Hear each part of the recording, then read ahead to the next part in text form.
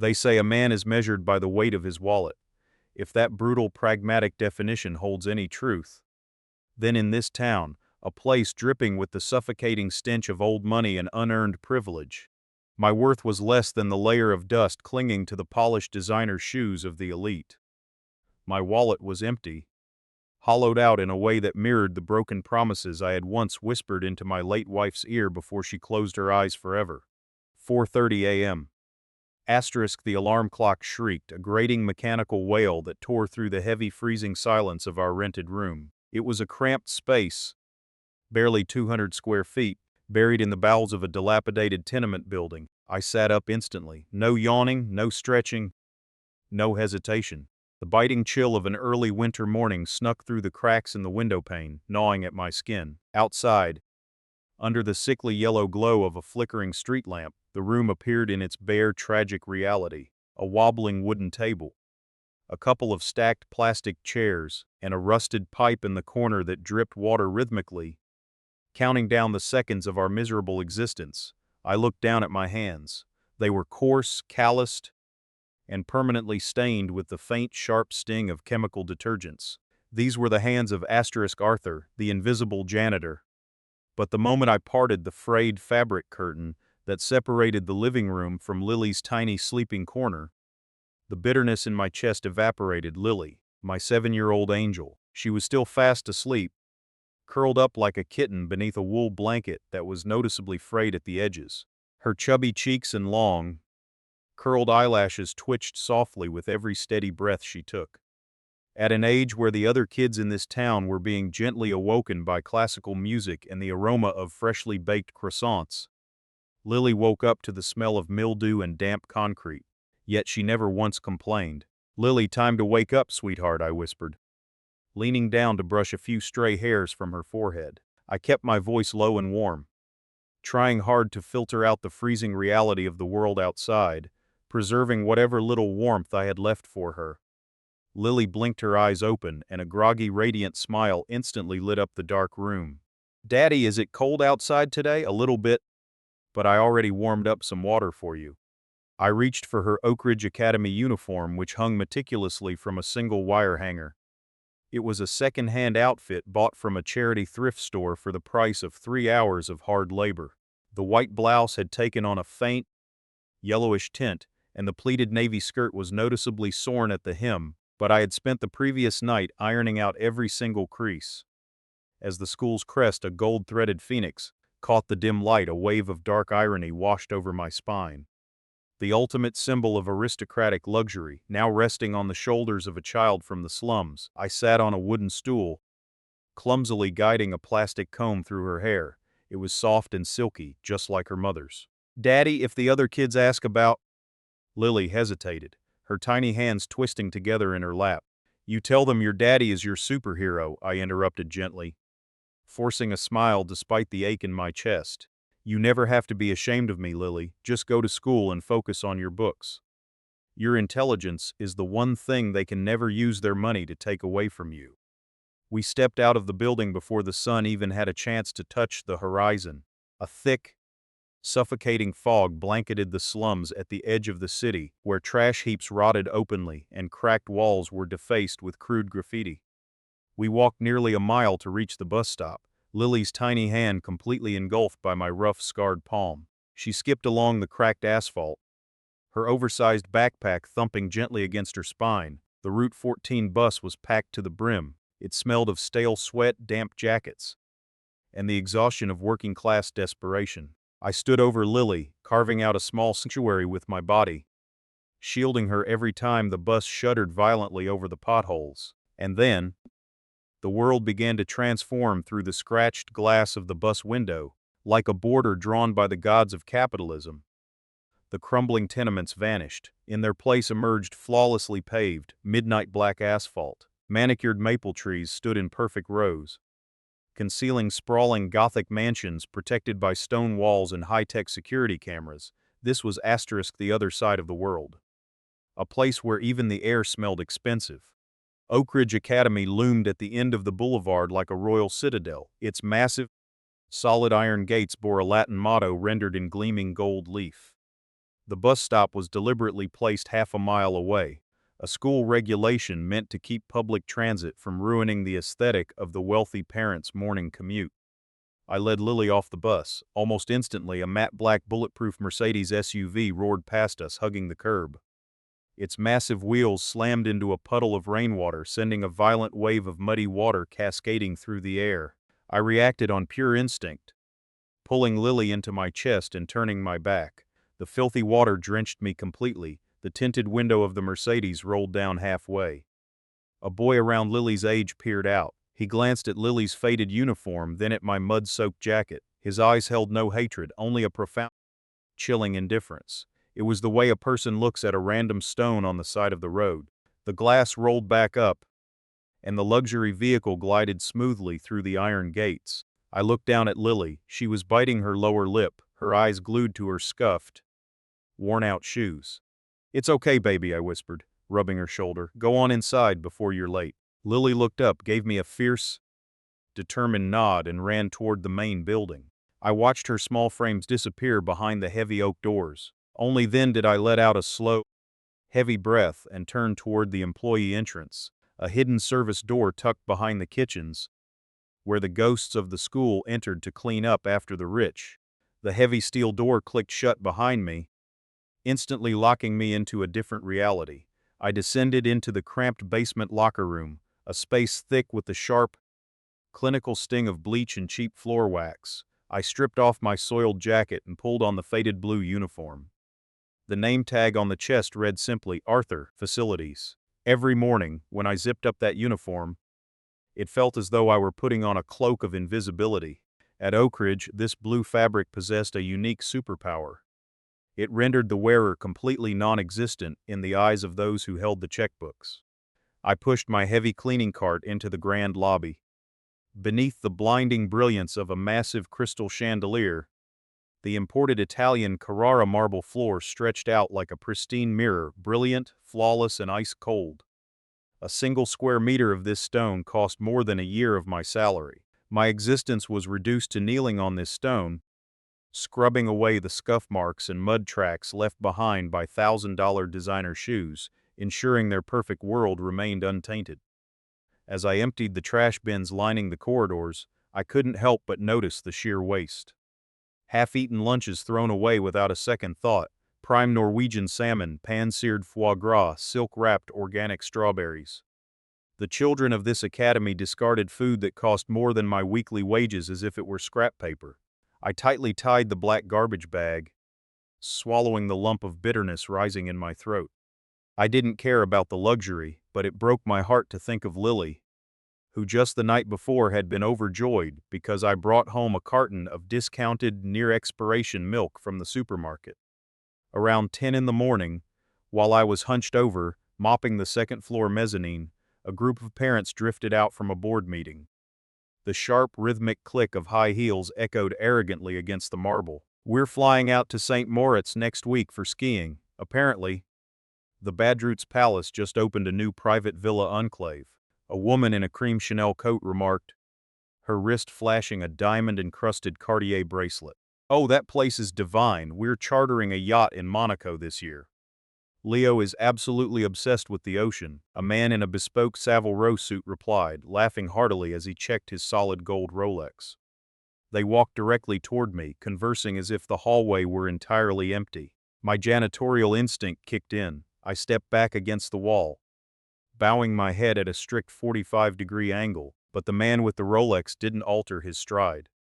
He stepped squarely into the wet patch of floor I had just spent 20 minutes mopping, leaving a filthy, smeared track from his alligator skin Oxfords across the immaculate marble. He didn't pause. He didn't even look down. To him, the mud track didn't exist, and the man holding the mop beside him wasn't human. There was a *mass unbreakable glass wall separating my existence from theirs. They lived on the sunlit apex of society, drowning in power and luxury, while I resided in the deep shadows, a utility, a ghost, a necessary eyesore required to keep their children's sanctuary spotless. For a fraction of a second, a dangerous spark flared in the depths of my eyes. My brain automatically analyzed the man's posture, the cut of his suit, and an old lethal echo from my past whispered in my mind, This man is dangerously over-leveraged just to maintain this facade. One minor fluctuation in the European bond market, and his entire empire collapses like a house of cards. I closed my eyes, took a deep breath of the chemical-laden air, and forcibly crushed the thought. I wasn't that man anymore. I was Arthur. I gripped the wooden handle of my mop, lowered my spine, and began to erase the mud track he had left behind. I had to swallow the humiliation. For Lily, during the afternoon recess, I wheeled my cart near the massive glass windows overlooking the courtyard. Outside, the children of Oak Ridge gathered in exclusive circles. They wore perfectly tailored blazers, their hands occupied with the latest handheld gaming consoles or expensive tech toys. Laughter and arrogant boasting filled the air. But in the far corner of the yard, beneath the skeletal branches of an old shedding maple tree, a small figure sat entirely alone on a freezing stone bench. It was Lily. She was clutching an old, tattered library book, its cover clumsily protected by brown paper cut from an old calendar, a small task I had done for her. Her oversized uniform made her look incredibly fragile, a tiny dot of poverty swallowed by the opulence of the academy. Thud. A premium leather soccer ball flew through the air, slamming violently against the leg of Lily's bench. The sudden impact made her jump, her shoulders tensing up. A heavy-set boy in a cashmere sweater sauntered over to retrieve the ball. Instead of apologizing, he looked down at Lily's scuffed shoes and curled his lip in disgust. "Hey, get away from our game, janitor girl. Your clothes smell like cheap bleach. You're gonna get my ball dirty." The children around him erupted into cruel, mocking laughter. Lily didn't cry. She bit her lower lip until it turned white, her tiny hands gripping the edges of her book so tightly they shook. She bowed her head, pulling her limbs inward, trying to make herself as small as possible, as if wishing she could simply vanish. Watching from behind the glass on the second floor, my chest tightened so violently I could barely breathe. It felt as though a blade were being twisted in my heart. The blood in my veins turned to liquid fire. My calloused hands gripped the stainless steel frame of my cart so hard the metal groaned, my knuckles turning a ghostly white.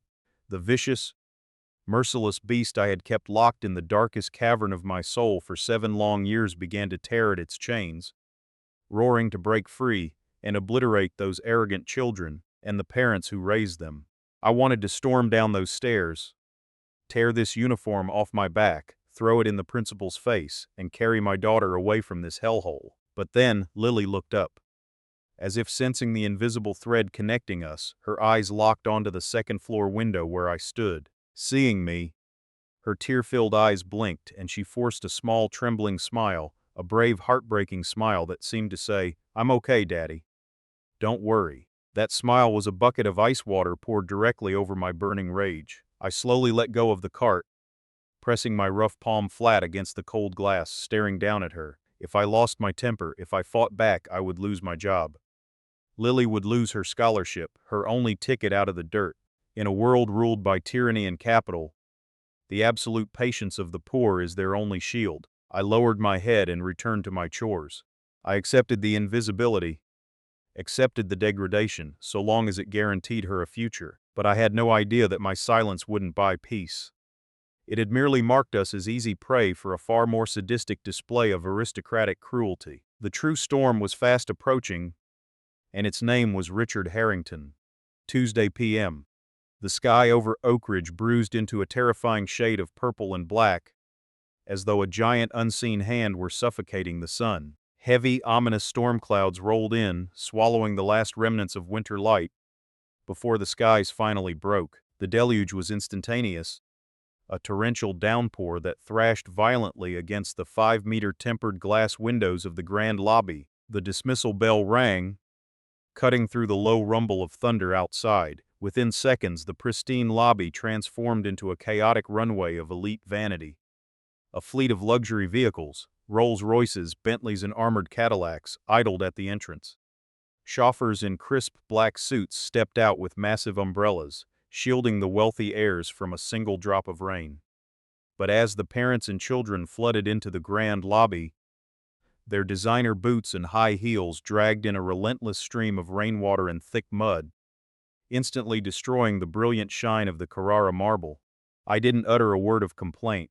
I quietly maneuvered my industrial-sized mop, my spine curved, pushing the heavy cotton head in rhythmic, sweeping motions. I needed to work faster to keep the floors dry, to prevent any accidents, and most importantly to finish my shift so I could pick up Lily. Knowing how lethal wet marble could be, I took extra care to place 2 bright yellow caution signs right in the center of the main thoroughfare.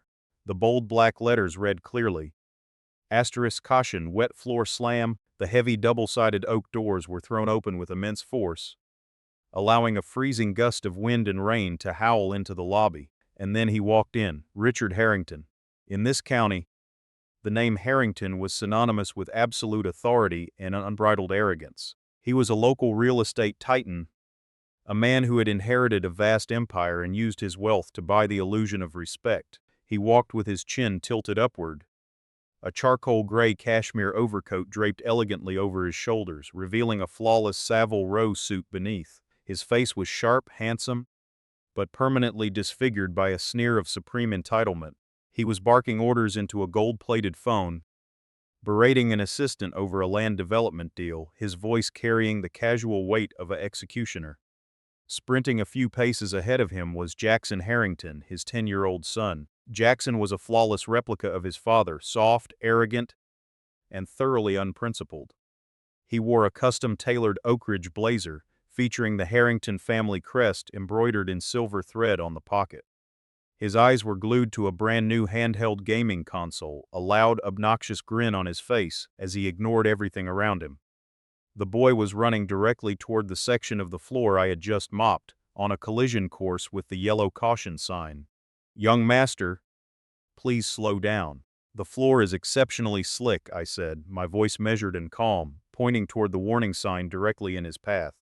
It was a warning born out of professional duty and the instinctual kindness of a father.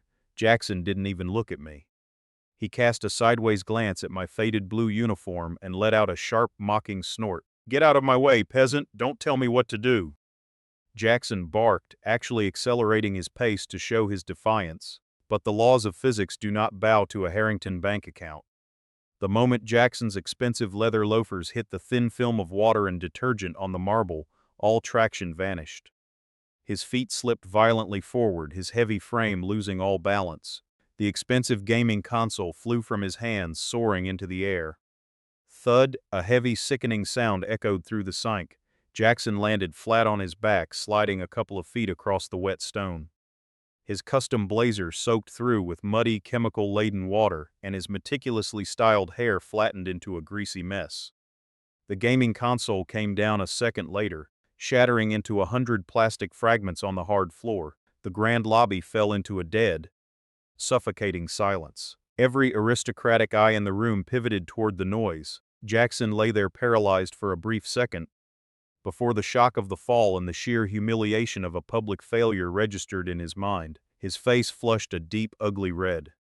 He opened his mouth and unleashed a piercing, theatrical wail, throwing an absolute tantrum that rattled off the high ceiling. A few yards away, Richard Harrington froze. He slowly lowered his phone, his gaze locking onto his only heir sobbing in a puddle of filth. In Harrington's mind, this wasn't a common childhood accident. This was a direct, blasphemous assault on the noble Harrington bloodline, an unforgivable public insult. He slipped his phone into his pocket, his handsome features twisting into a mask of pure, unadulterated malice. The veins on his forehead bulged against his skin, and as he exhaled, the scent of expensive wine and premium cigar smoke drifted into the air. His eyes, burning with tyrannical rage, locked onto the janitor standing quietly by the mop. He marched toward me, his heavy steps echoing like the first cracks of a devastating thunderstorm. Richard Harrington closed the distance like a predator corners its prey. He didn't waste a single second checking if his son was actually injured. His only priority was finding an object to crush in order to vindicate his wounded pride. And I, in my tattered blue uniform, was the perfect scapegoat. Slam, a violent, crushing force collided with my chest. Harrington roared, his fingers wrapping like iron talons around the collar of my uniform, lifting me slightly off my feet as he slammed me backward into the metal lockers. The metallic screech rattled down the corridor. The impact drove the oxygen completely from my lungs, leaving me gasping in the suffocating air. "You worthless piece of trash! Are you blind?" Harrington screamed, his face inches from mine, his features contorted with unearned rage. The stench of high-end liquor and suffocating cologne washed over my face. "Do you have any idea how much this suit costs? It's worth more than your entire miserable life of sweeping floors, you subhuman loser. You did this on purpose, didn't you? You're envious of my son, envious of my wealth, so you set a trap for him? I placed the caution signs, Mr. Harrington. And I explicitly warned the young master," I managed to say, keeping my voice level even as the collar constricted my throat. "Shut up!" Harrington snarled, unleashing a brutal open-handed slap across my face. Crack. The strike echoed like a gunshot through the lobby, snapping my head violently to the side. The metallic copper taste of fresh blood instantly flooded my mouth. "You're a parasite. A disease infecting this school," Harrington continued to roar, his insults raining down without mercy. "Your kind doesn't even deserve to breathe the same air as us. What are you anyway? A failure, a nameless broke piece of garbage. Around us." The circle of elites tightened. Mothers and fathers in designer clothing stood shoulder to shoulder, holding their children back as if watching a mildly entertaining street performance. Their faces held no disgust for Harrington's violence, only a cold, detached amusement.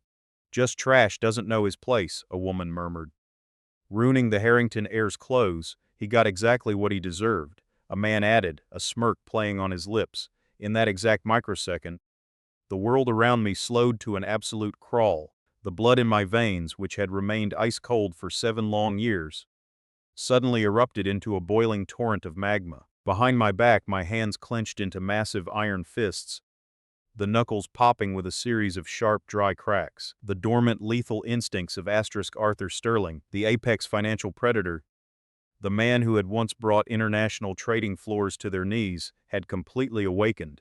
My pupils dilated, locking onto the pulsing jugular vein in Harrington's neck. My mind automatically began executing a clinical lethal calculation. He's 6'0", roughly 185 pounds, but his frame is soft from luxury and alcohol. A single liver punch will shatter 3 ribs, follow with a knee to the groin, and finish by breaking his jaw from the left axle. Total elapsed time, 2.8 seconds. I could destroy him right here.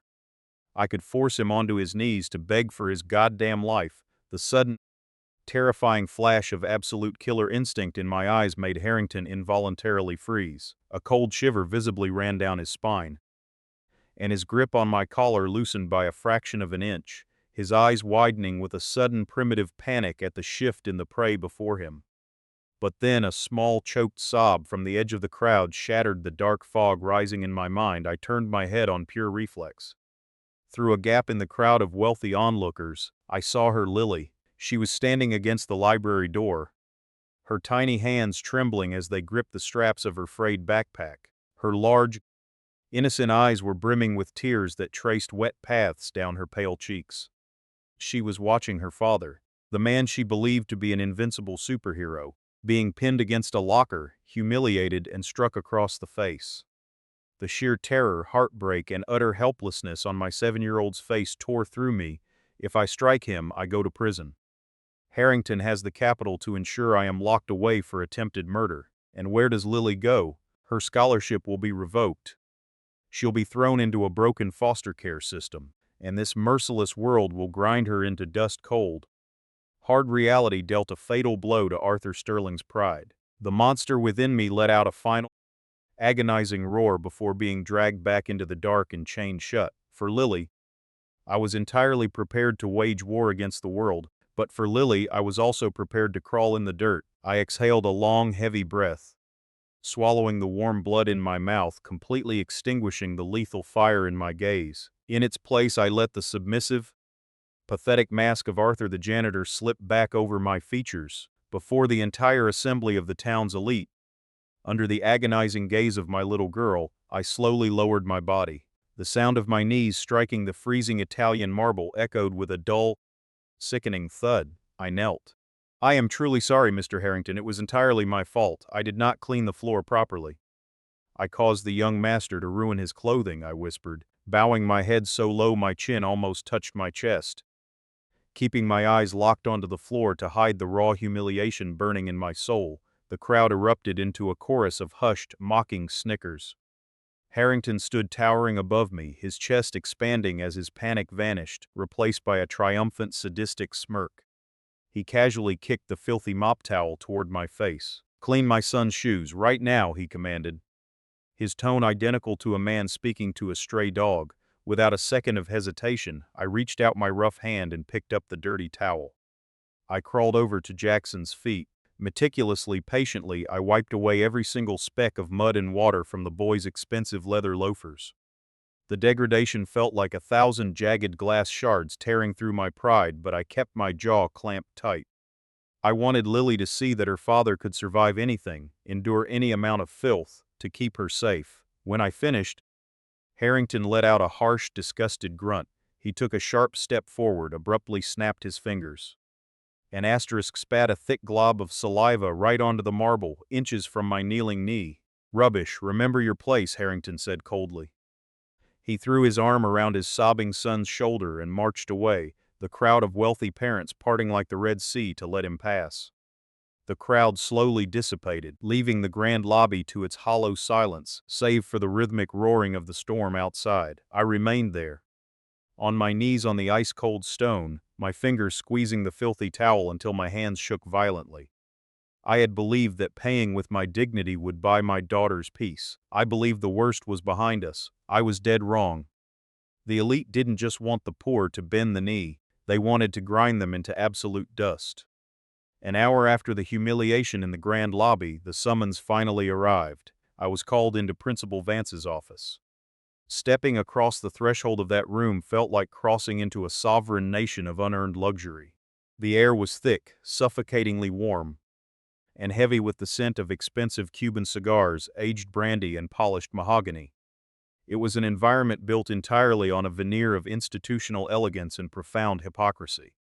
Flawless oil paintings of the school's founders stared down from the walls, their expressions rigid and judgmental, while gold-framed certificates of academic excellence and philanthropic honor caught the soft amber glow of a designer desk lamp.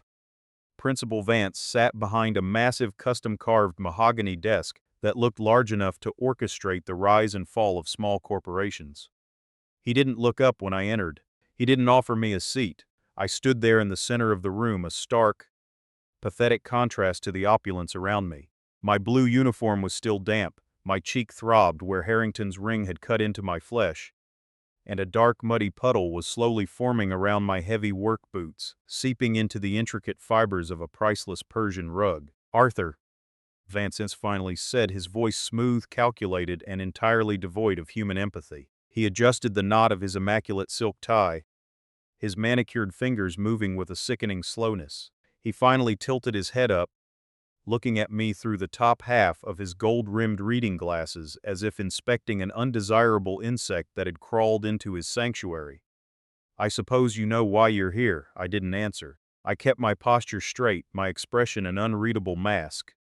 Though my jaw remained clenched tightly enough to crack my own teeth, Vance sighed, a theatrical display of manufactured regret. With 2 fingers, he slid a crisp white piece of paper across the dark expanse of his desk. The bold, black lettering at the top stared back at me like a death warrant. "Norator of termination. Mr. Harrington is our primary benefactor, Arthur," Vance continued, leaning back in his leather executive chair and lacing his fingers together. "His family's foundation practically funded the entire science wing we opened last semester. He expressed a severe level of discomfort regarding your continued presence on these grounds after the unfortunate incident this afternoon, and frankly, the administration agrees." "It was an accident, Principal Vance," I said, my voice shockingly quiet, a low rumble that barely carried across the room. The boy ran past the caution signs. "I warned him. Intentions are irrelevant in the face of reality, Arthur," Vance snapped softly, his polite facade slipping for a brief second to reveal the spineless bureaucrat beneath. "The reality is that a Harrington fell on your watch. But more importantly, this institution must maintain a certain social harmony. We feel that Oak Ridge is no longer the right environment for your family. It is a place for the elite, not for charity cases." The word charity cut through the air like a razor blade. What does that mean? I asked, though deep in my gut I already knew the answer. The ice was already freezing over my heart. Vance reached into a drawer, pulled out a second document, and placed it directly on top of my termination notice. Effective immediately, Lily's scholarship has been revoked. Her seat at the academy will be filled by Mr. Harrington's nephew, who has been on our waiting list since the summer. They weren't just firing me. They weren't just taking away the meager wages that kept a roof over our heads. They were systematically dismantling my daughter's future. They were stripping a brilliant, innocent 7-year-old girl of her education, her dreams and her sanctuary, all to stroke the fragile, bruised ego of a local tyrant. She is the top student in her grade, Vance, I said. I dropped the principal. The illusion of respect was entirely gone. She has done nothing wrong. This is a private institution, Arthur. We reserve the right to manage our roster as we see fit, Vance replied coldly, his eyes dropping back down to a stack of paperwork, signaling that the conversation was officially over. You have 30 minutes to clear your locker and vacate the premises. If you are still on school grounds past 4 o'clock, I will have security remove you for trespassing. I stood frozen for a long moment, staring at the man who traded a child's future for a donor's check. The water dripping from my uniform felt heavier now, ice cold against my skin. The urge to vault across that mahogany desk and rip the breath from his throat was a physical ache in my muscles. But I didn't move. I couldn't. Slowly, I reached down, picked up the termination notice, and folded it neatly into my pocket. I turned my back on the warmth of the office and walked out into the corridor, leaving a trail of wet, muddy footprints behind me. The heavy double doors of Oak Ridge Academy slammed shut behind us, the sound final and merciless, like the locking of a vault. The grand citadel of the elite had chewed us up and spat us out into the freezing reality of the storm. Outside, the world was a chaotic blur of gray and black. The rain didn't just fall, it sheeted down in violent, wind-whipped gusts that stung like needles against the skin. The temperature had plummeted, turning the late afternoon into a biting, miserable freeze. The private SUVs and luxury sedans had all vanished, leaving the sweeping asphalt driveway empty and desolate. We were entirely on our own. I reached into my pocket and pulled out our only defense against the elements, a cheap, $5 umbrella I had found in a subway station months ago. When I pushed it open, one of the rusted metal ribs snapped with a sharp crack, poking a jagged hole straight through the flimsy black fabric. It was useless against the gale. Beside me, Lily shivered violently. The wind caught her oversized uniform, plastering the thin fabric against her small frame.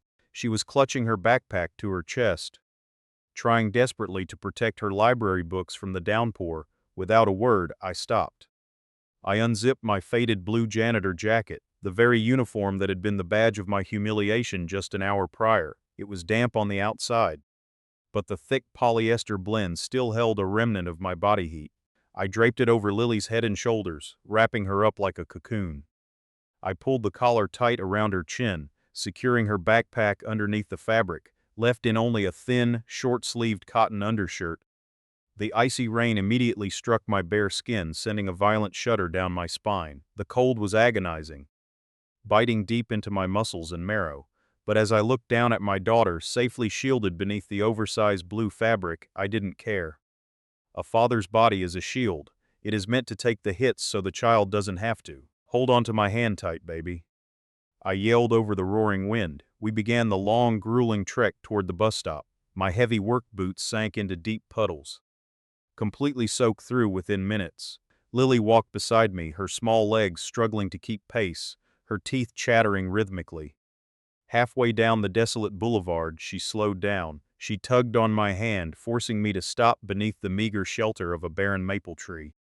She looked up at me, her face pale, her big eyes swimming with a mixture of rainwater and tears. "Daddy?" Her voice was a tiny, fragile whisper that barely broke through the sound of the storm. Did I do something bad? The question felt like a physical blow to my chest, tearing open a wound deeper than any Harrington could ever inflict. No, Lily, why on earth would you think that? Principal Vance, when he called me out of the classroom, he didn't look at me. He just told me to pack my things. She choked out, a sob finally escaping her lips. And the other kids, they whispered. They said I don't belong at Oak Ridge because my uniform is old and we don't have a car. Is it because of me? Daddy, did they kick us out because I'm a charity case? I fell to my knees right there on the flooded sidewalk, ignoring the mud soaking into my pants. I grabbed her small shoulders, looking directly into her heartbroken eyes. My own chest heaved, a suffocating knot of agony tightening in my throat. I wanted to scream at the sky, to curse the monstrous cruelty of adults who could inflict such psychological trauma on an innocent 7-year-old child. I wanted to tell her the truth, that the world was run by spineless, wealthy cowards, but I couldn't shatter her innocence. Not yet. Listen to me, Lily, I said, my voice cracking as I fought with every ounce of my being to hold back my own tears, letting them mix invisibly with the rain washing over my face. You are the smartest, kindest girl in that entire building. You did absolutely nothing wrong. The school, they are just closing down some of the classrooms for major repairs. They told me we have to transition to a different school. An even better one. Do you understand me?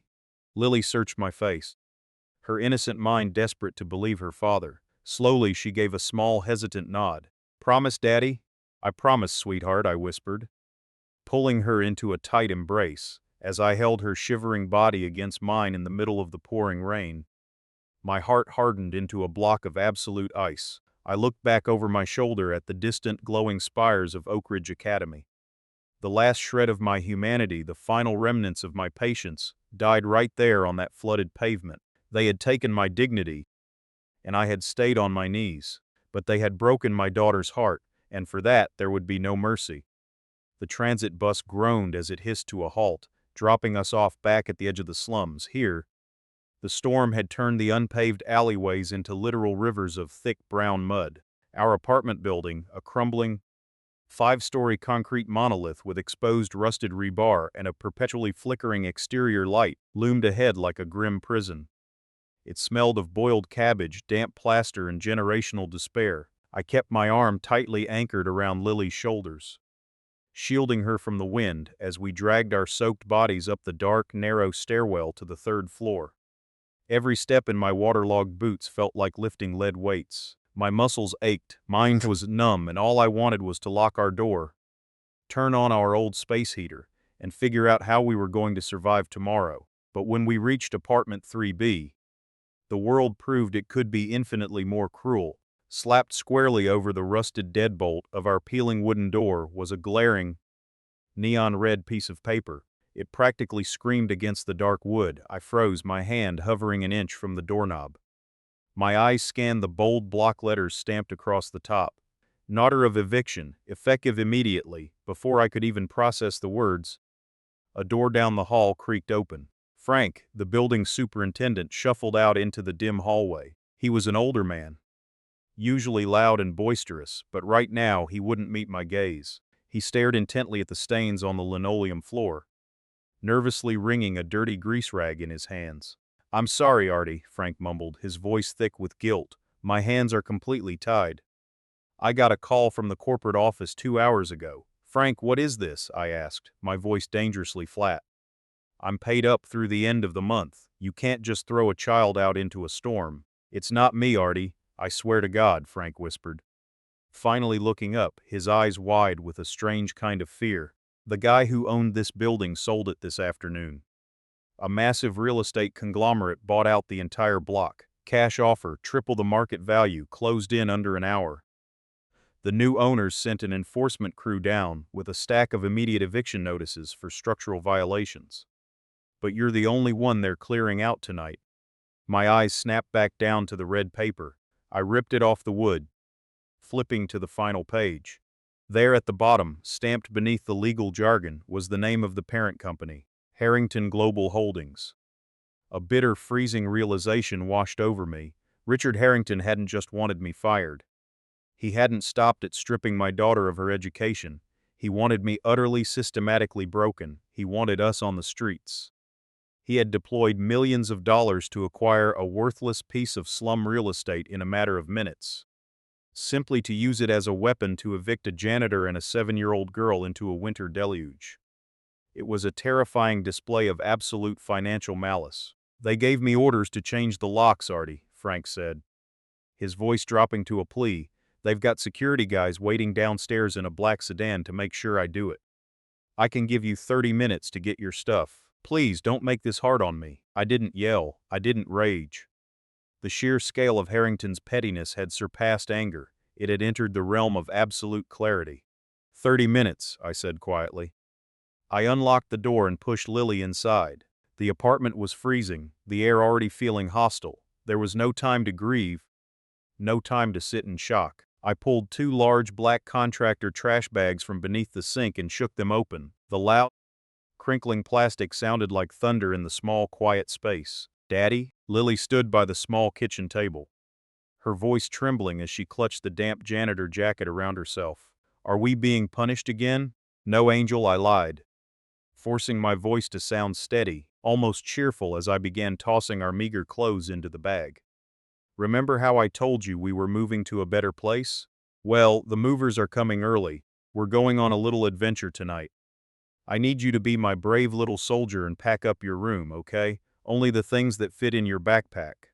Lily bit her lip, looking at my frantic movements, but she didn't ask any more questions. She turned and walked into her corner. For 20 minutes, I systematically erased our life from that apartment.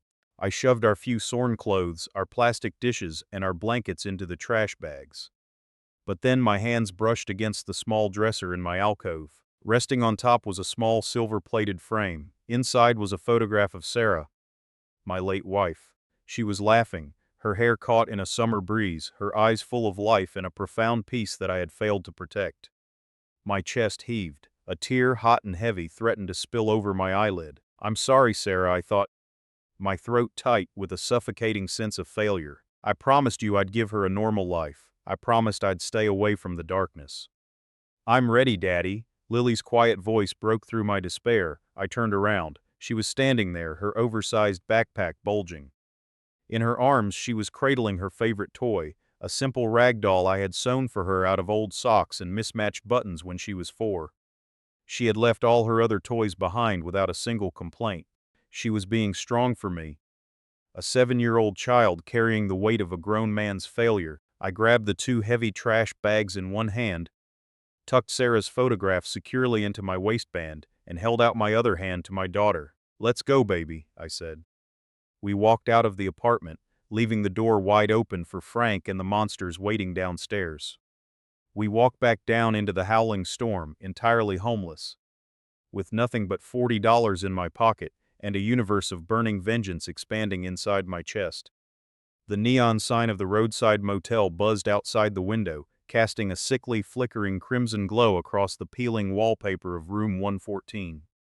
It was a miserable sanctuary. $40, the absolute last of my cash, had bought us 12 hours in a room that smelled of stale cigarette smoke, industrial disinfectant, and damp rot. In the corner, our entire lives sat packed inside 2 black contractor trash bags, looking tragically like body bags for our memories. I sat on the edge of the sagging, stained mattress, the rusty springs groaning beneath my weight.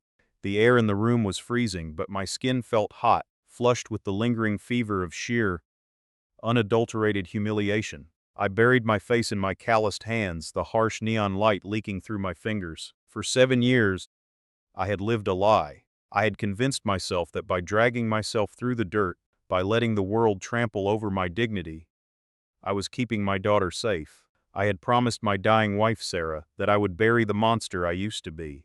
"Give her a normal life, Arthur," she had whispered with her final breath. "Don't let her see the blood on your hands," and look what my promise had achieved. We were huddled in a roach-infested motel room on the edge of a highway. My daughter had been branded a charity case and cast out.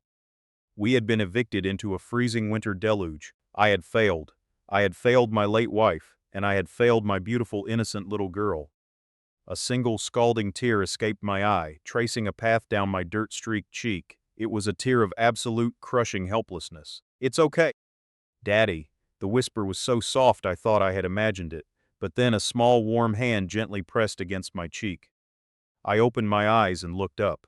Lily was standing between my knees. She had crawled out from beneath the thin threadbare blanket. Her small, delicate thumb reached up, tenderly wiping away the moisture from my face. She wasn't crying anymore. Instead, She was looking at me with a smile, a brave, heartbreakingly beautiful smile that completely shattered whatever was left of my defenses. "We don't need a big house," she whispered, her voice steady and full of an unshakable, terrifying faith. "And we don't need that mean school. As long as we're together, I'm happy. You're still my superhero, Daddy." She wrapped her small arms around my neck. Burying her face into my shoulder, I pulled her into my lap, crushing her against my chest as if she were the only anchor keeping me from drifting away into a dark, bottomless ocean. I rocked her slowly in the dim crimson light, listening to the relentless assault of the rain against the cheap glass window pane. I held her tightly, absorbing her warmth until her small frame finally relaxed. Her breathing became heavy, slow, and rhythmic. She had fallen asleep, safe in the arms of the man she believed could conquer the world. Gently, with the precision of a surgeon, I laid her back down on the pillow. I pulled the rough blanket up to her chin, tucked her rag doll beneath her arm, and kissed her forehead one last time. Then I stood up. I turned my back to the bed and walked over to the window, staring out into the pitch-black, storm-drenched night. The highway outside was empty, a desolate stretch of wet asphalt reflecting the bleeding red light of the motel sign. And in that quiet, suffocating darkness, something inside me snapped. It wasn't a loud explosion of anger. It was a cold, quiet alignment of a shattered psyche. The illusion of peace dissolved. The chains I had voluntarily wrapped around my own wrists for 7 years cracked and fell away into the dust. I realized the fundamental flaw in my existence. In a world ruled by wolves, a sheep's patience does not inspire mercy. It only invites the slaughter. My silence hadn't protected my daughter. My humility had only turned us into easy prey for men like Richard Harrington and Principal Vance. They thought they could step on me because I carried a mop. They thought they could ruin my daughter's life because I didn't fight back. They didn't know who I was. They had forgotten what happens when you push a god of the underworld into a corner. The janitor died in that motel room tonight. The nobody, the ghost, the man who apologized on his knees to a tyrant. He ceased to exist. I looked down at my hands in the flashing neon light. The shaking was gone. The hesitation was gone. My heart, once heavy with grief and despair, froze into a solid block of absolute unyielding steel. Richard Harrington wanted a war. He wanted to see how far a poor man could fall. Well, I was about to show him that the distance between the gutter and the penthouse is exactly as long as it takes to make a phone call. I turned slowly toward the corner of the room, my eyes locking onto my old battered canvas duffel bag. It was time to resurrect the devil. The buzzing of the motel's neon sign outside the window was the only sound left in the world, a monotonous, vibrating hum that seemed to mock the suffocating silence of room 114.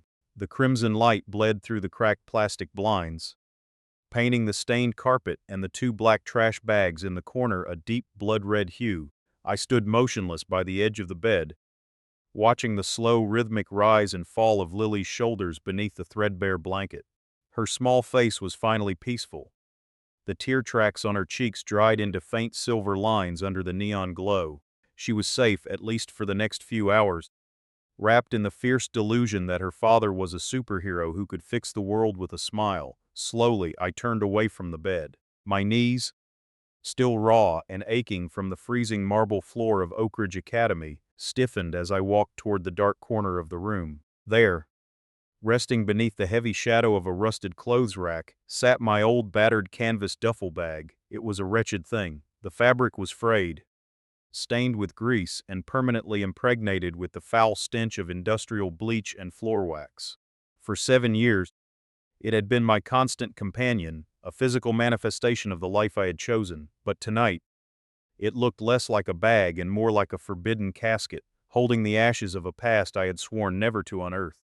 I dropped to one knee before the bag, my hands resting on the worn canvas. I looked down at my palms. They were rough, crisscrossed with tiny scars from broken glass and harsh chemicals, the nails short and darkened by soot. These were the hands of a servant. The hands of a man who had just knelt in the mud to clean the shoes of a lesser man's son. A sudden, sharp memory cut through my mind, vivid enough to make me catch my breath. 7 years ago, a sterile, blindingly white hospital room in Manhattan. The steady, agonizingly slow beep of a cardiac monitor counting down the final minutes of Sarah's life. My wife, The only woman who had ever looked past the terrifying cold fortress of my wealth and seen the human being inside was slipping away. Her fingers, frail and translucent, had clung to my wrist with a desperate supernatural strength. "Promise me, Arthur," she had whispered, her voice barely a thread, her lungs filling with the fluid of a terminal illness. "No more sterling vanguard, no more boardroom executions. No more crushing empires for sport. It changes a man, it turns you into a monster. I don't want our daughter to look at her father and see a tyrant. Promise me you'll walk away, give her a normal life, give her a dad, not a god." I had wept. I had pressed my forehead against her cold hand and sworn a sacred oath. The next day I vanished. I left a $40 billion empire in the hands of a blind trust managed by a ghost network in Switzerland. I erased my name, my records, my biometric data. I bought a faded blue uniform and became Arthur the Janitor. I chose the dirt. I chose the humiliation. I chose to be a nobody, believing that my absolute humility would act as an invisible shield, keeping the cruelty of the world away from our little girl. But tonight, the illusion had shattered. The world didn't reward humility. It didn't respect a covenant made in a dying woman's room. The wolves of this world didn't see my patience as a choice. They saw it as a weakness. They saw a man on his knees and decided to step on his neck. My silence hadn't protected Lily. It had painted a target on her back. It had allowed an arrogant pig like Richard Harrington to strip her of her dignity, her education, and her home in a single afternoon. I looked back at Lily, sleeping soundly in the bleeding crimson light of a $20 motel room. "Forgive me, Sarah," I thought, a terrifying, absolute calm settling over my soul. "I kept your promise for 7 years. I let them spit on me. I let them slap my face. But they touched our daughter. And to protect an angel in a world full of demons, a normal father isn't enough. You need a monster." My calloused fingers gripped the zipper of the duffel bag and pulled.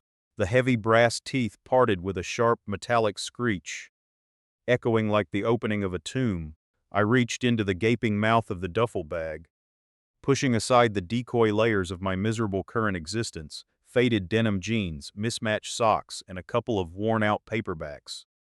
My fingers pressed flat against the rigid plastic board that formed the structural bottom of the bag.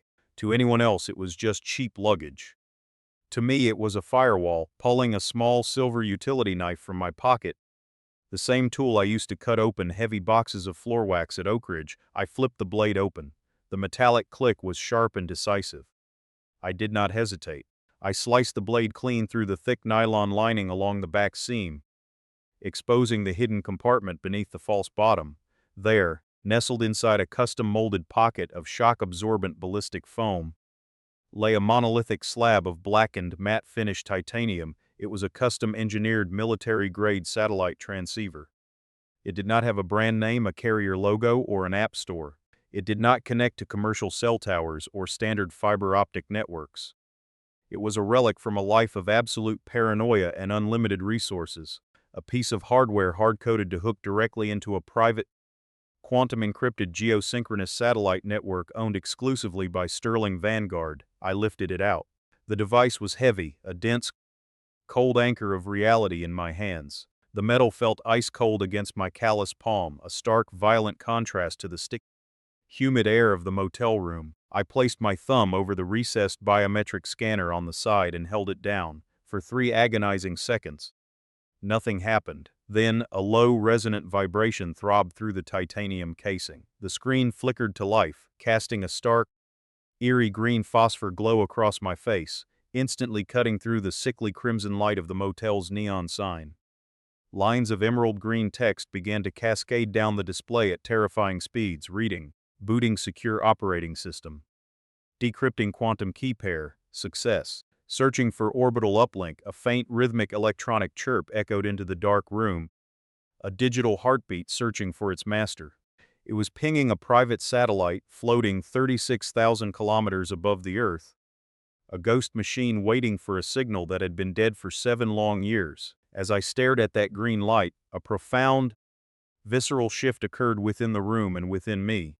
The phantom weight of 7 years of garbage bags, dirty mops, and bowed heads suddenly evaporated from my shoulders. My spine, which had been curved into a submissive slouch to blend into the background of Oak Ridge Academy, snapped perfectly straight.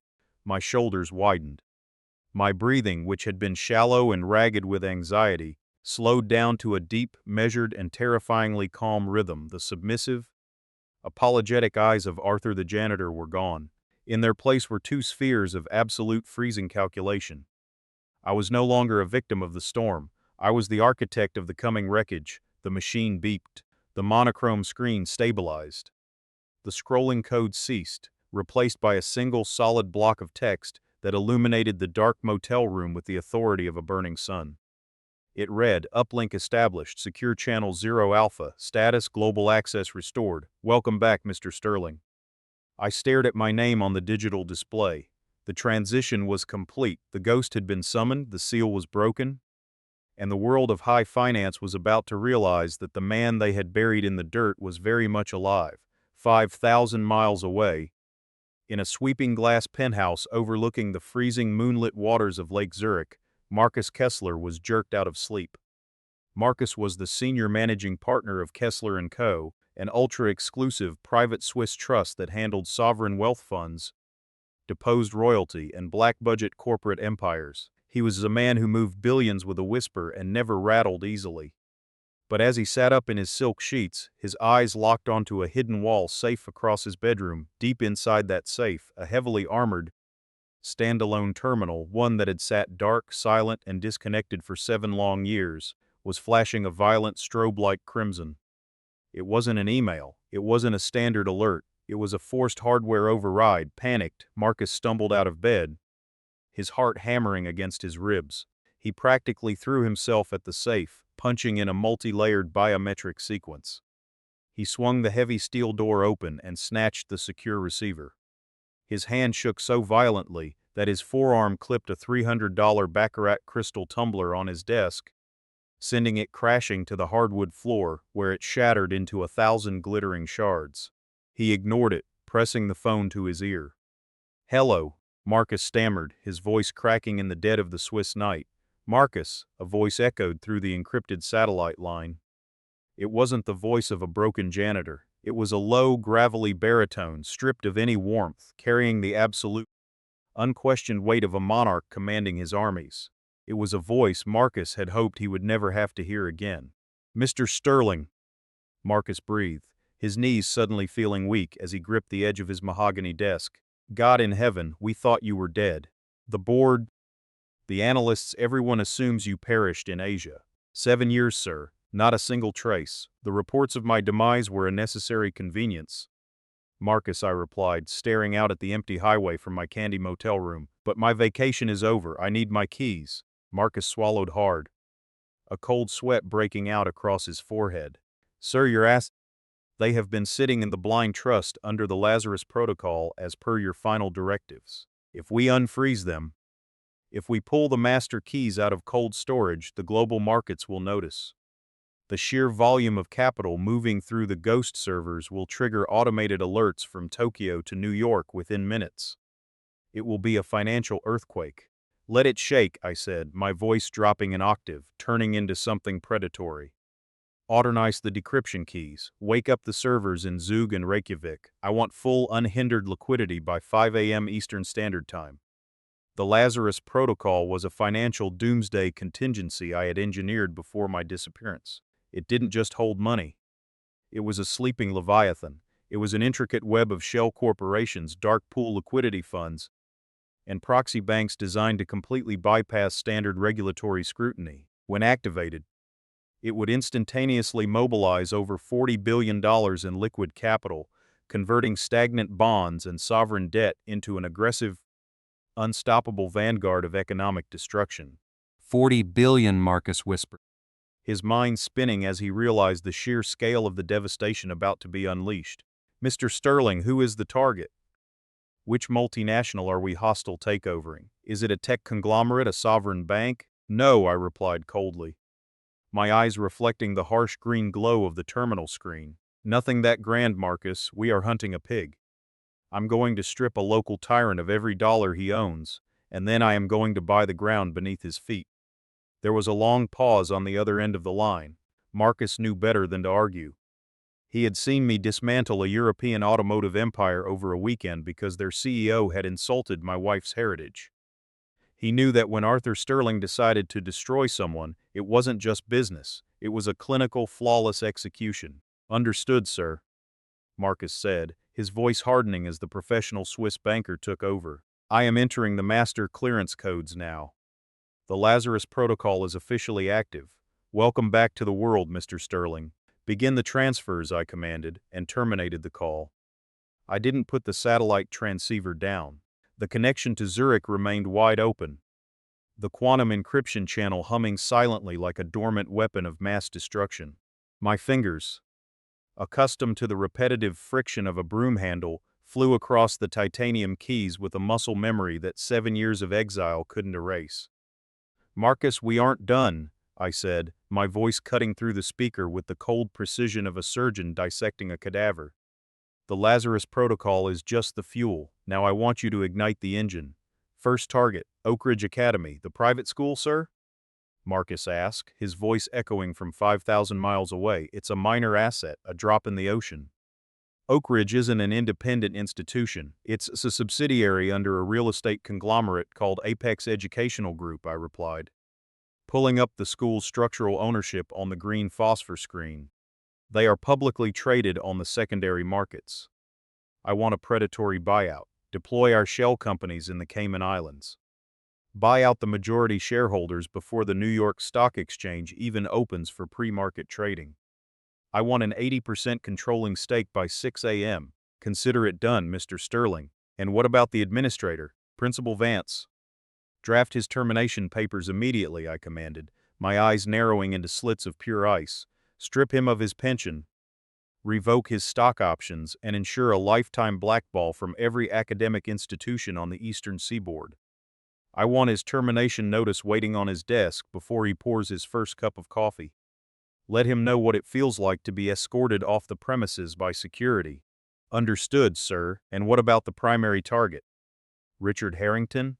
I scrolled through a second data stream, pulling up the comprehensive financial dossier of Harrington Global Holdings. Richard Harrington thought he was an untouchable kingmaker in this city, a god of local commerce who could destroy a janitor's life for sport. But to a man who had manipulated sovereign bonds and orchestrated hostile takeovers of Fortune 500 giants, Harrington was nothing more than an amateur playing with over-leveraged matchsticks. Harrington is a fraud, Marcus. His empire is a house of cards built on predatory debt and cheap leverage, I murmured, analyzing his liabilities. Look at his flagship project, the $300 million waterfront commercial development downtown. It's entirely funded by a floating-rate bridge loan and an open line of credit from Atlantic National Bank. He's completely dependent on their goodwill to survive the month. We hold a 22% institutional stake in Atlantic National. Marcus noted, catching on instantly. I could hear the rapid clicking of a keyboard on his end as the pieces of the trap began to slide into place. Exactly. Call the chairman of Atlantic National right now.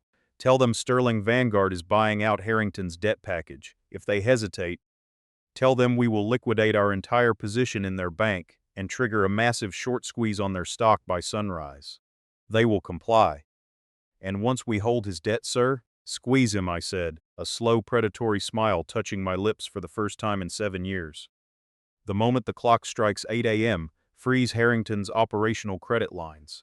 Invoke the material adverse change clauses in his contracts. Declare a technical default based on his sudden loss of liquidity. Call in the loans, Marcus, every single penny. Demand immediate full repayment. There was a long, heavy silence on the other end of the line. Marcus knew the math. Harrington wouldn't be able to liquidate enough assets in a few hours to cover a $300 million cash call. He would be forced to watch his life's work dissolve into nothingness before lunch. It will ruin him utterly, Mr. Sterling, Marcus whispered, his voice laced with a mixture of profound awe and cold terror. By noon tomorrow, Richard Harrington won't even have enough money to buy back his own repossessed cars. He will be completely bankrupt. That is the point, Marcus. Suffocate him. Pull the air right out of his lungs, I said. Keep me updated on the secure channel. Yes, Mr. Sterling. I pressed the termination key. The quantum uplink severed. The emerald green phosphor display dissolved back into blackness, and the room plunged once more into the dirty, bleeding crimson light of the motel's neon sign. The silence returned, heavy and suffocating. Slowly, I walked back over to the sagging mattress. I stood over Lily, watching her sleep, a flawless, innocent angel oblivious to the financial storm her father had just unleashed upon the city. I reached into my waistband and pulled out the small, silver-plated frame. Sarah's eyes smiled up at me through the cracked glass, frozen in a time when we were happy, a time when my hands were clean and my soul wasn't drenched in malice. I pressed the cold metal of the frame against my chest, feeling a sharp, agonizing ache in my heart. "Forgive me, Sarah," I whispered into the quiet room, a single, hot tear finally cutting through the frozen armor of my face. "I tried to be the man you wanted. I tried to live in the dirt. But a janitor can't protect our daughter. Tomorrow the world will remember why they feared the name Sterling." At 6:15 a.m., a bitter, low-hanging fog rolled off the Atlantic, wrapping the manicured lawns and Gothic brick arches of Oak Ridge Academy in a shroud of gray. Principal Thomas Vance arrived early, his silver Mercedes gliding smoothly into his reserved parking space. He was whistling softly, still tasting the residual sweetness of the 30-year-old single malt scotch he had shared with Richard Harrington the previous evening. They had celebrated the quiet clinical erasure of Arthur and Lily Sterling. To Vance, it was just an ordinary Tuesday. Cleaning out the social metrics of his elite institution, he stepped into the administrative building, shaking the morning dampness from his tailored wool coat. But as he approached his office, his boots froze against the parquet floor. The door to his suite was wide open. Two men in immaculate, identical charcoal gray suits stood outside, their hands folded neatly in front of them. Their expressions were completely blank, possessing the cold, detached aura of federal agents or corporate executioners. Inside his office, a third man, lean, sharp-featured, and holding a sleek encrypted tablet, was systematically transferring physical files into a heavy leather briefcase. "What is the meaning of this?" Vance demanded, his aristocratic voice cracking with sudden defensive rage. "Who allowed you into my office?" "Security." "Call security immediately." The lean man with the tablet didn't look up. "The security detail has already been replaced, Mr. Vance," he said, his accent carrying the crisp, clipped syntax of Zurich high finance. "And as of exactly 12 minutes ago, this is no longer your office." Vance stepped forward, his face flushing crimson. "I am the headmaster and tenured administrator of Oak Ridge Academy. This school is backed by Apex Educational Group. Apex Educational Group was subjected to a predatory, non-negotiable block trade buyout on the secondary markets over the last 3 hours," the man replied, finally looking up. His eyes were like dead glass. "An anonymous institutional fund based out of Grand Cayman now controls 84% of the voting shares. The board of directors was dissolved at 5:45 a.m. New York time. The new ownership has issued an immediate restructuring directive." He slid a single sheet of heavy textured paper across the mahogany desk. At the top, the corporate seal of Apex had been brutally stamped over with a bold black ink bar. Below it was a single sentence of text. "You are terminated, effective immediately," the man said flatly. "Your corporate pension is liquidated under a bad faith clause triggered by recent civil rights liabilities. Your stock options are nullified. Furthermore, a formal disclosure regarding your history of predatory financial kickbacks from local developers has just been routed to the State Ethics Committee and the Internal Revenue Service." Vance's breath caught in his throat. The room seemed to tilt beneath his feet. The scotch in his stomach turned to pure lead. This is impossible. Who did this? Harrington would never allow. Mr. Harrington no longer possesses the structural integrity to allow anything. The executioner interrupted, closing his briefcase with a sharp, definitive snap. "You have 10 minutes to clear your personal belongings. Anything left behind will be incinerated. Welcome to the free market, Thomas." By 7:55 a.m., the executive penthouse of Harrington Global Holdings was blindingly bright, flooded by the harsh morning sun piercing through 70 stories of floor-to-ceiling glass. Richard Harrington stood at his desk, his silk tie loosened, his forehead slick with a layer of cold, greasy sweat. The glass coffee table in front of him was littered with printed financial tickers, debt amortization schedules, and 3 separate cell phones, all of them vibrating continuously against the glass like angry insects. "What do you mean the line is dead?"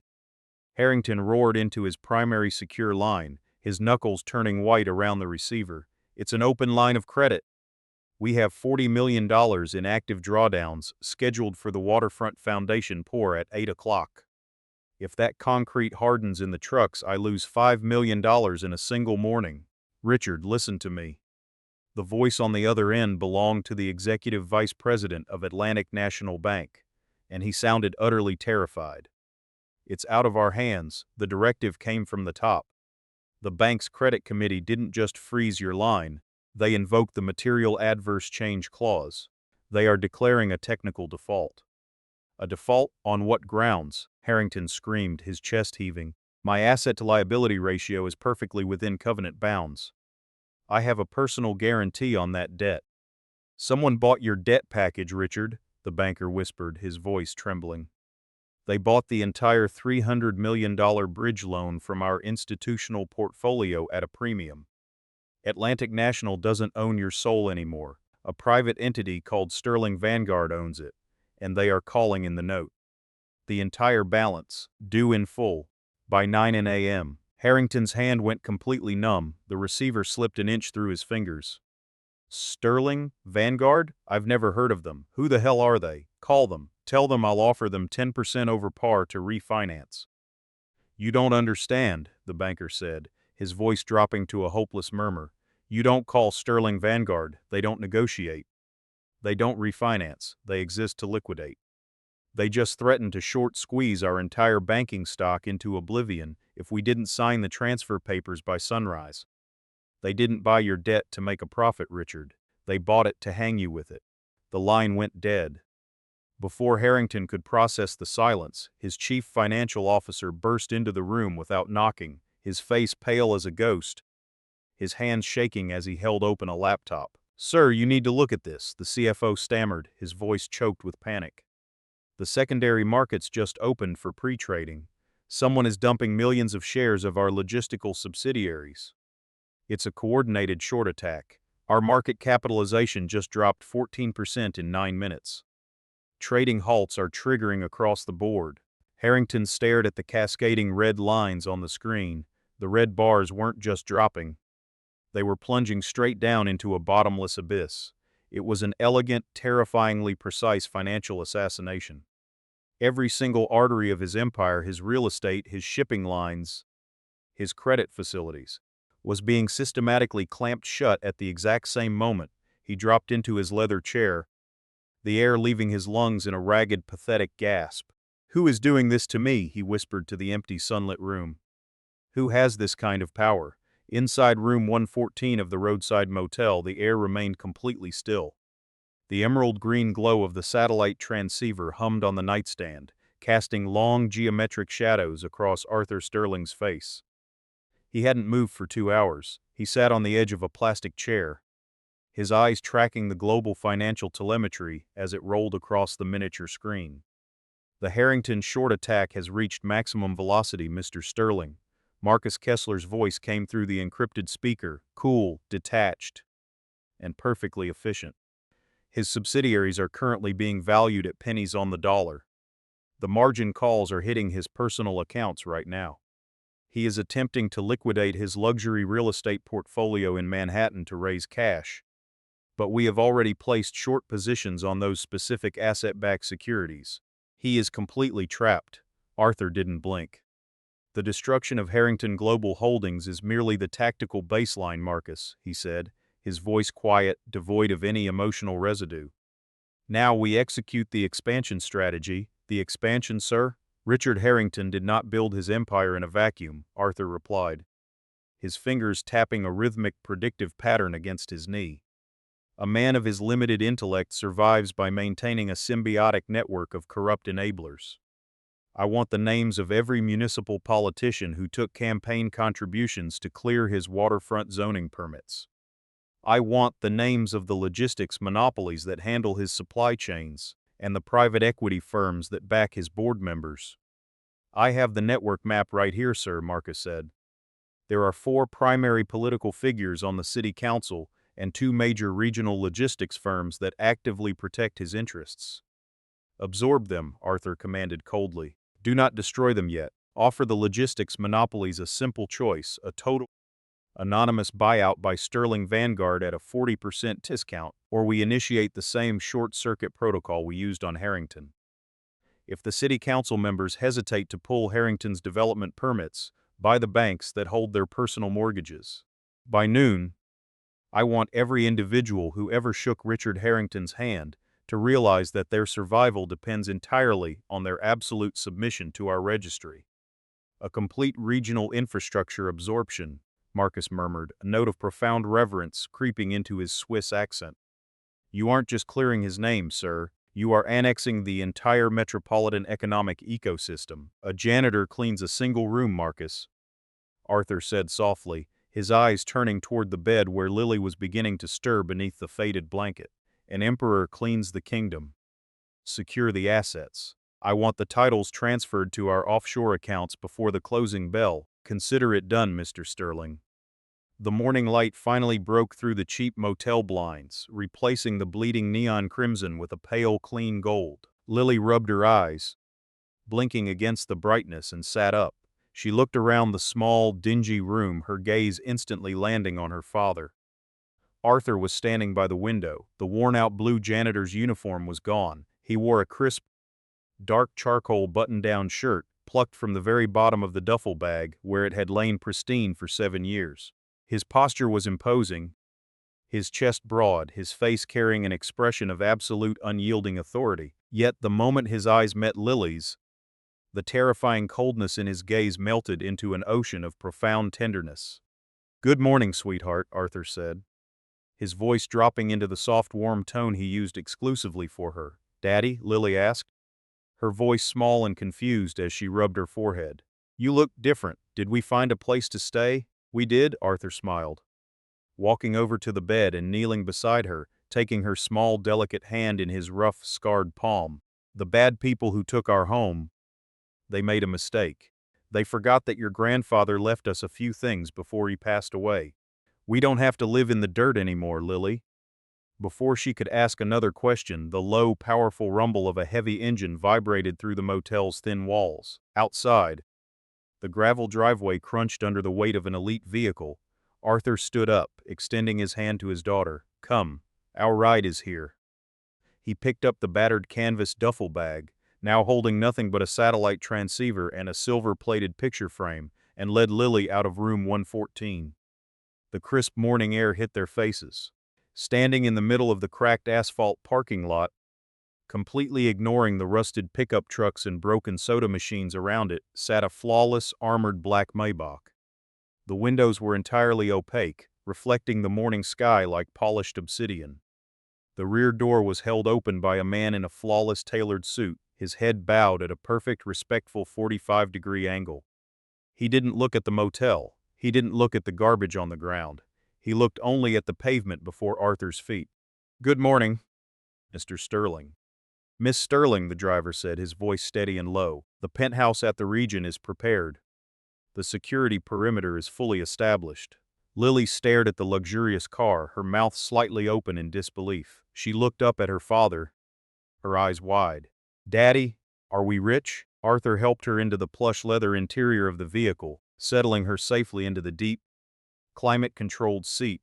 He climbed in beside her, the heavy armored door closing with a soft, vacuum-sealed thud that completely shut out the noise of the outside world. "No, sweetheart," Arthur said softly, looking out the dark window as the car began to glide smoothly onto the highway, leaving the motel behind forever. "We aren't rich. We are simply taking back what belongs to us." The digital clock on the command center wall flipped to 8:45 a.m. The air in the room was completely still, heavy with the quiet electronic hum of servers routing trillions of data packets across the Atlantic. Arthur Sterling sat motionless, his face illuminated by the cold, emerald-green cascade of the tickers. His fingers hovered over the sleek, titanium interface of the satellite transceiver. Beside him, the audio link to Zurich crackled softly. "We are in position, Mr. Sterling." Marcus Kessler's voice was a low whisper. The pre-market trading windows have closed. The trap is fully pressurized. The moment you give the command, the algorithms will initiate.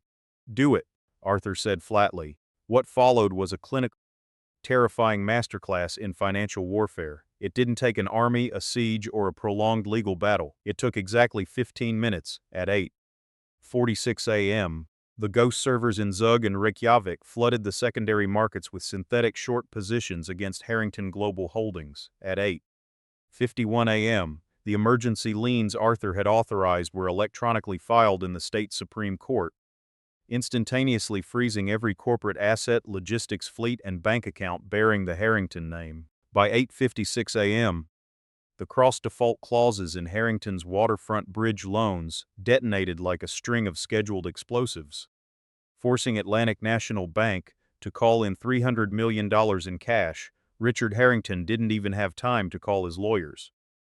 He didn't have time to liquidate a single stock or protect his personal savings. On the central monitor, Arthur watched a live security feed from the 70-story glass penthouse downtown. Richard Harrington was trapped inside his office, frantically screaming into a dead telephone line, while a team of high-powered bankruptcy attorneys and corporate security guards marched into his lobby to seize the building. Gahuanton bitugdot vuhi. Gahuanglant gukngasung sanya nyet zabantun datut tai chumngoi chasuhuizit kuchingming. I dismantled Richard Harrington's empire in 15 minutes. I stripped him of his wealth, his pride, and his power. I made sure that for the rest of his miserable life, he would know exactly what it feels like to be invisible. To be treated like a stain on the floor. The monitors flickered, the red cascading lines slowed to a halt, and the green phosphor display stabilized. The war was over. The Titan had spoken, the enemy was crushed into the dirt, and the financial ecosystem of the city had been violently re-architected. But as I rode the private elevator down to the lobby, the anger faded. The adrenaline washed away. The smooth, mirrored walls of the elevator cabin reflected a man in a flawless $10,000 Brioni suit. It was the armor of Arthur Sterling, the ghost who could bring Wall Street to its knees before breakfast. Yet, looking closely into his own eyes, Arthur saw nothing but an immense, profound emptiness. The high of the execution dissolved into the cold morning air. Revenge is a cold drink. It satisfies you for a moment, but it doesn't warm your soul. The destruction of Harrington didn't bring back the years of peace he had lost. It didn't heal the heartbreak his daughter had felt on the steps of Oak Ridge Academy. It was simply a clinical chore that had to be done to keep the wolves away from his sanctuary. I didn't go to a fancy restaurant to celebrate. I didn't call the Wall Street Journal to announce my return. Reaching into his pocket, Arthur pressed the secure uplink button on the satellite transceiver one last time. "Marcus," he murmured into the receiver. "I am here, Mr. Sterling. The markets are still reeling. Where should we route the secondary acquisitions?" "Nowhere," Arthur commanded quietly. I told Marcus to put the trust funds back to sleep, keeping only what we needed. I told him to set up a permanent, unbreakable scholarship fund for Oak Ridge Academy, ensuring no child would ever be turned away because of their bank account. "And the rest of the capital, sir?" Marcus hesitated. "The Sterling Vanguard infrastructure? Bury it again, Marcus. Disconnect the servers. Let the world think the ghost has returned to his grave." Then I walked out of the glass building and hailed a cab. The yellow taxi crawled away from the suffocating sunlit monoliths of the financial district, leaving behind the glass towers where men traded their souls for percentages. As the concrete jungle gave way to wide, tree-lined boulevards and quiet residential avenues, the heavy metallic tension in Arthur's chest finally began to lift. An hour later, I was standing in the kitchen of a beautiful, modest suburban house we had just bought. The morning sun was shining brightly through the large windows. It wasn't a triple-story penthouse. It wasn't an armored fortress surrounded by security teams. It was a simple two-story colonial home with a wrap-around porch, a sprawling oak tree in the front yard, and the gentle sound of birds chirping in the crisp morning air. It was a place where a child could run in the grass without a care in the world. Arthur stood by the marble countertop, looking down at his clothes. The sharp, rigid lines of his executive attire felt foreign, restrictive, and entirely hostile to the life he wanted to lead. I took off the $10,000 Brioni jacket and draped it over a chair. I loosened the silk tie and threw it on the table. I walked into the bedroom, put on my old faded flannel shirt and a pair of worn-out jeans. As the soft, familiar cotton settled against his skin, the final remnants of the monster he had resurrected in room 114 dissolved into nothingness. The cold calculation in his eyes vanished, replaced by the warm, simple gaze of a father who had finally brought his daughter home. I walked back into the kitchen, cracked some eggs, and started making pancakes. The smell of butter and maple syrup filled the air. The rhythmic sizzle of the batter on the hot griddle was a beautiful, sacred melody, far sweeter than the chaotic alarms of the trading floors. The sunlight caught the rising steam, casting long golden geometric patterns across the wooden floorboards. I heard the pitter-patter of small feet running down the hallway. Lily burst into the kitchen, wearing her pajamas, rubbing her sleepy eyes. She looked around the new bright kitchen, and then she looked at me. She didn't care about the millions of dollars. She didn't know about the boardrooms, the crushed empires, or the name Arthur Sterling. She ran up to me and hugged my waist, just like she always did. "Morning, Daddy," she smiled. I picked her up and kissed her forehead. "Morning, sweetheart. How do you like the new house?" "It's big," she giggled, "but I like it because you're here." I smiled, a real warm's smile. The kind of smile I hadn't used in 7 years, to the men in the glass towers. I will always be the ruthless titan who crushed a man's life before breakfast, a ghost story they whisper in boardrooms. They would spend decades analyzing the 15 minutes that destroyed Richard Harrington, looking for a pattern, a vulnerability, a sign of my return.